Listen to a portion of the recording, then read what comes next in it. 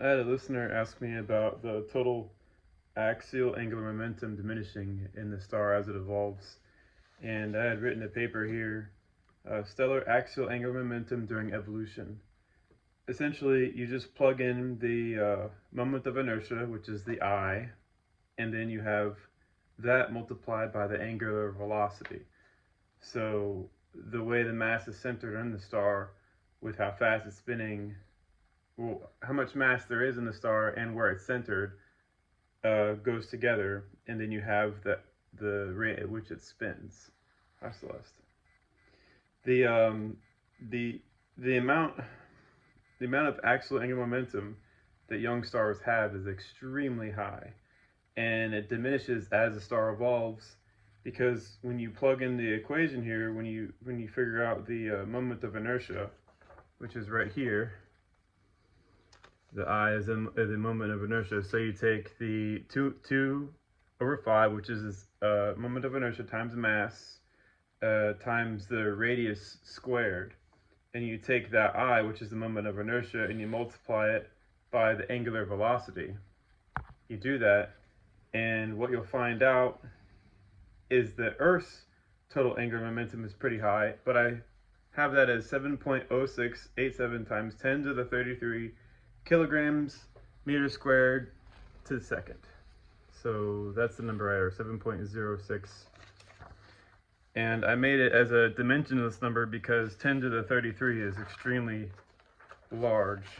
And the dimensionless numbers for the stars in our system that have evolved are Venus at 4.267, Mars at 20.82, Earth is 706, Neptune is 154,000, Neptune, and then you have Saturn, Jupiter, and then the Sun. And that's a total axial angular momentum made dimensionless. Of course, you just remove a lot of the zeros in that number, and you remove the other dimensions just to make it a dimensionless number, like the Reynolds number, I believe. And just to explain it, the reason why the axial angular momentum falls off the map as the star evolves is because it loses mass.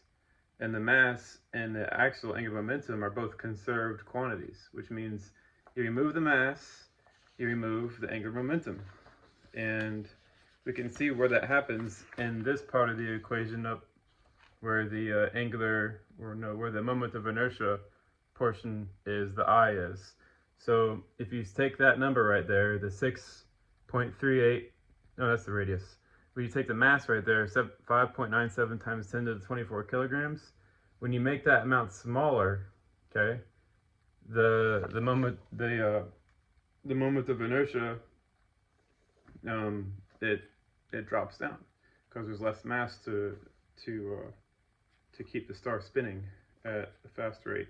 Now, what people forget is just like the figure skating example, and when you have a figure skater spinning and their arms are outstretched, think of a young star like that, their arms outstretched, and when they pull their arms in, they speed up. The only reason why that works is because the mass isn't lost. It's the same amount of mass. But if you have a large young star and it collapses on itself, it's not going to speed up as long as the mass is lost in proportion to how much it's collapsing. So that's why you don't have the huge numbers that involve the sun like this, the Williams number like that, which is 90 billion. That's why you don't have Jupiter's 90 billion, is because Jupiter has lost all its mass. Same with Saturn, same with Neptune, same with Uranus, same with Earth and Mars. All that mass just goes away. Of course, that's in reference to the transformation curve it's on, and that's for another talk, because it's much more complex than just how fast it's losing mass by measuring its gyrochron or its rate of spin, its angular momentum, and its mass and whatnot, and how that mass is situated inside the internal regions of the star. So in essence, as the star is really big and hot, it has a lot of spinning mass there, and it loses its mass, but the spin rate doesn't necessarily go faster, but it can go faster, like in Jupiter's case, where it spins, I think, on its axis once every 9 hours, 8 or 9 hours, I believe. But then it can slow down even if it's collapsing to become like Neptune or Uranus, and then it can slow down a little bit more to become like Earth,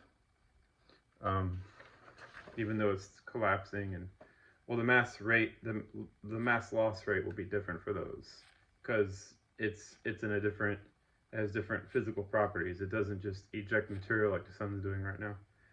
All right, I think that sums up this talk. Hopefully I clarified it a little bit better. All right, later.